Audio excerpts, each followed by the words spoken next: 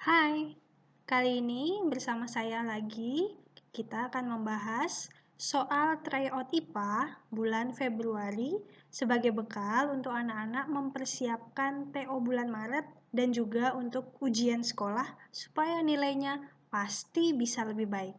Kita mulai ya. Dari soal nomor 1.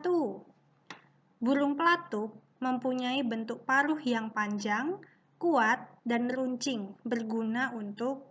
Nah, ini sudah jelas sekali ya kalau yang ditanya itu guna dari bentuk paruhnya, panjang, kuat, dan runcing.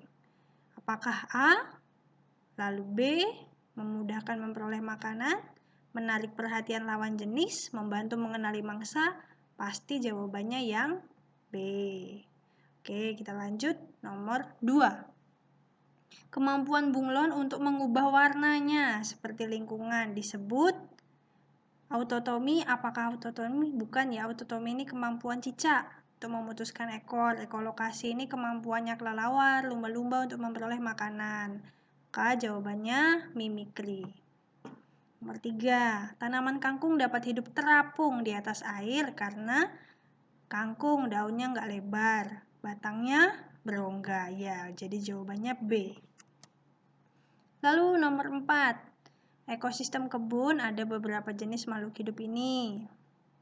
Ini ayam, ulat, pohon tomat, tanaman tomat, ini musang. Lalu ini ular. Urutan rantai makanan yang terjadi. Nah, pasti dimulai dari produsen. Produsennya nomor 3, tanaman. Nah, kita pilih. Kita tinggal lihat yang C atau D. Yang A dan B tidak usah dilihat lagi. Tinggal lihat C dan D. Nah, tanaman tomat ini dimakan oleh nomor 2 atau nomor 1. Dimakan oleh ayam atau dimakan oleh ulat. Kita lihat, kalau misalnya yang C dimakan oleh ulat, lalu dimakan oleh ayam. Oke, tanaman tomat dimakan ulat, lalu ulat dimakan oleh ayam, lalu ayam dimakan oleh musang, lalu musang dimakan oleh ular. Betul ya? Jawabannya yang C. Nomor 5. Bunga yang sedang mekar, sari madunya diisap oleh lebah. Kaki lebah menempel pada serbuk sari. Pada saat lebah berpindah pada bunga lain, serbuk sari jatuh ke kepala putik. Jenis simbiosis yang terjadi pada peristiwa tersebut apa? Lebahnya mendapat untung. Lalu tanamannya dapat untung atau tidak?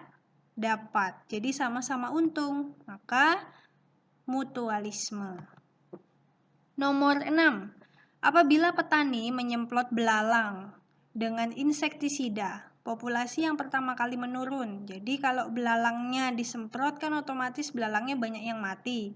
Nah, populasi yang pertama kali menurun itu berarti yang mana? Apakah elang? Tidak, elang tidak makan belalang, elang bisa makan yang lain. Nah, lalu apakah ular? Ular makan belalang? Tidak. Apakah ulat? Ulat menjadi menurun kalau belalangnya banyak yang mati? Tidak, justru ulatnya bertambah banyak karena tidak ada yang makan. Belalangnya sedikit, ulatnya jadi bertambah banyak. Nah, apakah burung pipit? Iya. Jadi, burung pipit ini kan makan belalang. Kalau belalangnya tinggal sedikit, otomatis burung pipitnya kekurangan makanan. Nah, kalau kekurangan makanan, dia juga populasinya menurun. Oke, lanjut nomor 7. Ada tanaman apa ini? Bawang merah. Nah, tanaman bawang merah berkembang biak dengan umbi lapis. Pokoknya kalau sudah ada bawang, dia berkembang biak dengan umbi lapis. Nomor 8. Kita lihat pertanyaannya, jenis hewan di atas yang dalam daur hidupnya mengalami fase pupa. Nah, kita lihat. Kita cek nomor 1 di sini.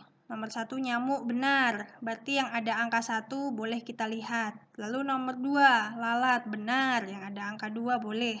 3, apakah belalang mengalami pupa? Tidak. Nah, yang ada angka 3 kita buang. Maka kita lihat yang B. 1, 2 sudah benar, tinggal yang 5. Kupu-kupu mengalami pupa. Iya. Maka jawabannya B. Nomor 9. Intinya adalah tujuan dari pelestarian bunga bangkai. Nah, bunga bangkai dilestarikan untuk menjaga populasinya agar tidak punah. 10. Penggunaan pestisida berlebihan dapat mengakibatkan permasalahan lingkungan yang ditunjukkan oleh nomor. Nah, kita lihat nomor 1. Ini apakah masalah lingkungan karena penggunaan pestisida berlebihan? Eutrofikasi? Iya, jadi tanahnya itu tercemar ya. Nah, kebanyakan nutrisi, kebanyakan pestisida di tanah ini. Akibatnya namanya eutrofikasi. Lalu populasi hama. Apakah hamanya akan meningkat kalau dipakai pestisida berlebihan? Tidak. Berarti yang ada angka 2-nya kita abaikan. Nah, kita lihat yang nomor 3, pencemaran air dan tanah, benar. Nah, kalau yang ada nomor 4, apakah banjir, tanah longsor berhubungan dengan pestisida? Tidak. Nah, yang ada angka 2 dan 4 kita buang. Maka jawabannya yang B. 11. Tanaman eceng gondok hidup di permukaan air dan memiliki akar sangat lebat. Bentuk adaptasi pada akar tanaman tersebut bermanfaat untuk, ini sepertinya waktu bimbel sudah pernah ya. Tanaman eceng gondok akarnya lebat, itu tujuannya menjaga keseimbangan agar tanaman tidak terbalik. Nah, nomor 12. Pasti ini banyak yang keliru jawabnya. Pada batang tumbuhan dikotil, di antara jaringan xilem dan floem terdapat jaringan kambium. Fungsi ketiga jenis jaringan tersebut dalam tabel berikut yang benar adalah, nah ini, anak-anak perlu diingat, xilem dan floem ini sering terbolak-balik. Nah, jaringan xilem ini tugasnya mengangkut bahan untuk fotosintesis. Diingat ya, xilem tugasnya mengangkut bahan untuk fotosintesis. Sedangkan floem ini tugasnya mengedarkan hasil fotosintesis. Nah, ini dulu diingat, xilem itu yang diangkut bahan untuk fotosintesis. Bahan untuk fotosintesis itu apa?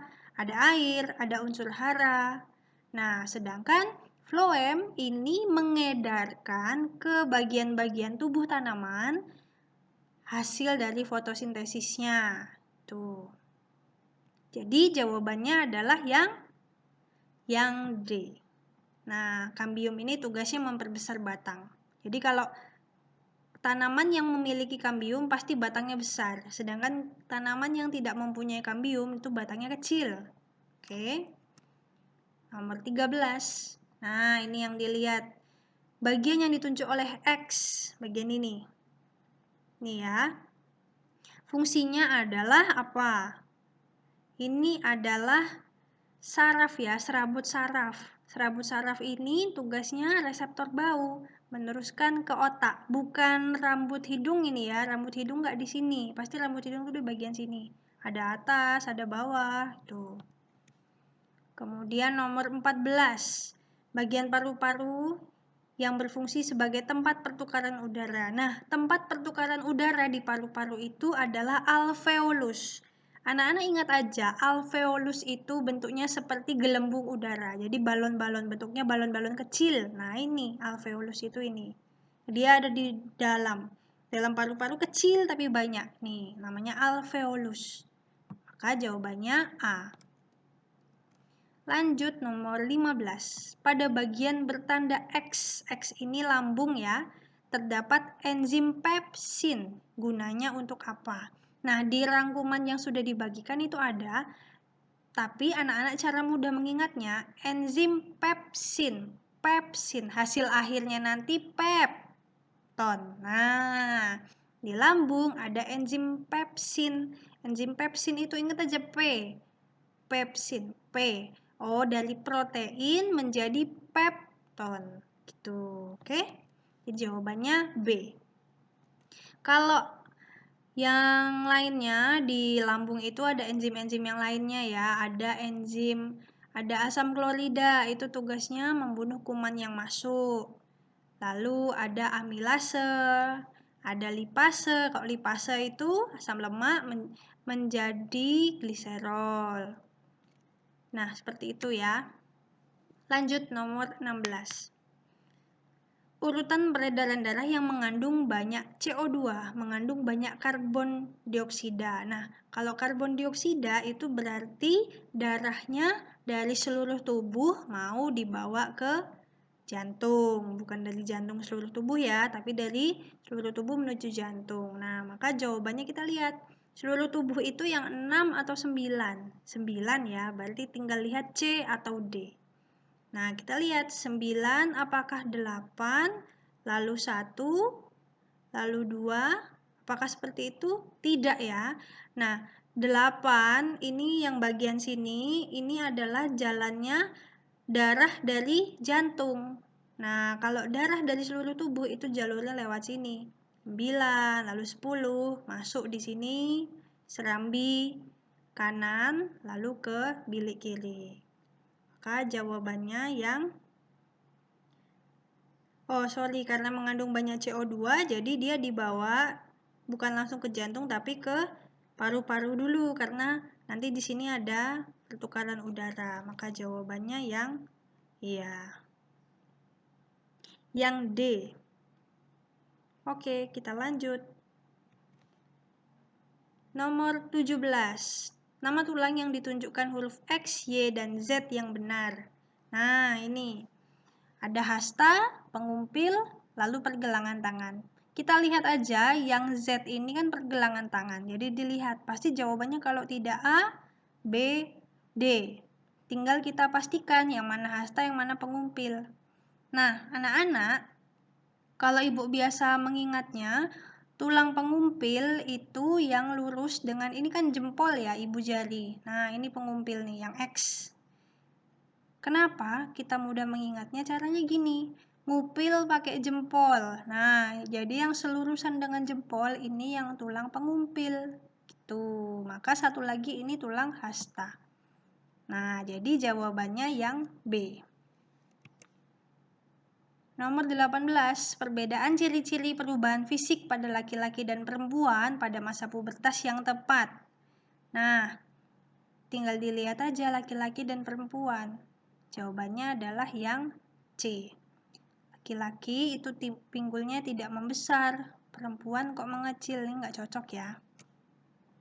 Penyakit kekurangan zat besi pada hemoglobin sehingga tubuh menjadi lemah dan pucat.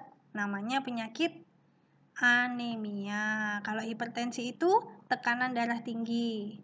Hipotensi lawannya hipertensi, tekanan darah rendah. Hemofilia penyakit darah sukar membeku. Jadi kalau udah berdarah, udah luka, keluar terus darahnya, nggak berhenti-berhenti. Nah, nomor 20. Anita memanaskan gula merah untuk digunakan sebagai pewarna coklat pada adonan kue. Perubahan wujud yang terjadi pada gula merah yang dipanaskan disebut, nah, gula merah awalnya padat, ketika dipanaskan dia jadi cair, maka namanya mencair. 21. Ada bahan ini, ban, karet ya. Nah, sifat bahan yang cocok untuk membuat ban seperti ini yang mana? Apakah nomor 1 perlu? Tidak. Yang ada angka 1 langsung diabaikan. A dan B kita abaikan. Lihat yang C dan D saja. Nomor 2 betul. Nomor 3, iya benar. Nomor 4 apakah iya? Tidak. Maka jawabannya C. 2, 3, 5. 22. Teknisi kereta api memberi contoh maksudnya memberi celah pada sambungan rel. Pemberian celah tersebut bertujuan untuk, nah pasti sudah tahu, memberi ruang pemuaian. Lanjut nomor 23. Ibu memanaskan air menggunakan panci aluminium. Perpindahan panas yang terjadi dari api kompor hingga air mendidih. Nah, ini sudah pernah waktu bimbel juga. Jadi, ketika memanaskan air menggunakan panci, panas dari api ke panci dulu. Itu konduksi. Lalu, habis itu perpindahan panas di dalam airnya sampai mendidih. Itu konveksi. Nah, 24. Jarum pada kompas lalu bergerak menunjuk arah utara dan selatan bumi. Pergerakan jarum tersebut dipengaruhi oleh, nah, kompas menggunakan magnet, maka jawabannya gaya magnet. 25. Peristiwa pada gambar di bawah ini menunjukkan bahwa gaya dapat mengubah apa? Lihat nih bentuknya. Tadinya mulus, bagus, sekarang jadi penyok-penyok. Maka jawabannya B. 26. Bentuk jalan seperti gambar berikut menggunakan konsep pesawat sederhana yang mana? Yang bidang miring. Oke, 27. Sumber bunyi alat musik berikut. Nah, yang sumber bunyinya yang mana? Yang ini ya. Maka jawabannya yang A. Oke, Alisa menyisir rambut di depan cermin hias. Bayangan badan Alisa tampak sama dengan Alisa. Aslinya bayangannya itu tampak sama dengan dirinya. Peristiwa ini terjadi karena pengaruh sifat cahaya. Yang mana? Apakah dibiaskan? Tidak. Diuraikan? Tidak. Merambat lurus? Tidak. Jawabannya dipantulkan. 29. Jarum jam seperti gambar berikut dikatakan berfungsi jika terjadi perubahan energi. Nah, ingat dulu, sumber energi jam ini dari baterai. Nah, baterai itu mengubah energi kimia menjadi energi listrik. Nah, kemudian supaya bisa berfungsi baterainya dipasang di jam ini, lalu kemudian yang dihasilkan dari energi listrik baterai itu menjadi energi gerak. Nah, jadi urutannya kalau baterai di jam dinding ini dari kimia ke listrik di baterai, lalu energi listrik di baterai diubah menjadi energi gerak. Nah, 30. Provinsi Jambi sudah lama memanfaatkan pembangkit listrik tenaga mikrohidro untuk mengatasi kekurangan listrik dari PLN. Pembangkit listrik ini menggunakan energi alternatif berupa air. Oke, 31. Jika saklar dibuka, saklarnya cuma satu, lampunya ada 4. Nah, lampu yang tetap menyala. Kita lihat aja yang tidak terkena saklar. Lampu 1 nyala, lampu 4 nyala, lampu 3 nyala. Lampu 2 tidak karena saklarnya dibuka. Maka jawabannya yang A. 32. Tanah di daerah perbukitan Sumatera Selatan mengandung sedikit bahan organik, mudah dilalui air, dan terbentuk dari pelapukan batuan kapur. Berdasarkan ciri-cirinya, jenis tanah di daerah tersebut adalah tanah, sudah ada kata-kata pelapukan batuan kapur. Pasti jawabannya yang tanah kapur. 33. Kegiatan yang banyak dilakukan di Kabupaten Payakumbuh, Sumatera Barat dan dapat mengubah permukaan bumi. Nah, yang dapat mengubah permukaan bumi yang mana? Penambangan granit. Oke, pengelompokan sumber daya alam berikut yang tepat.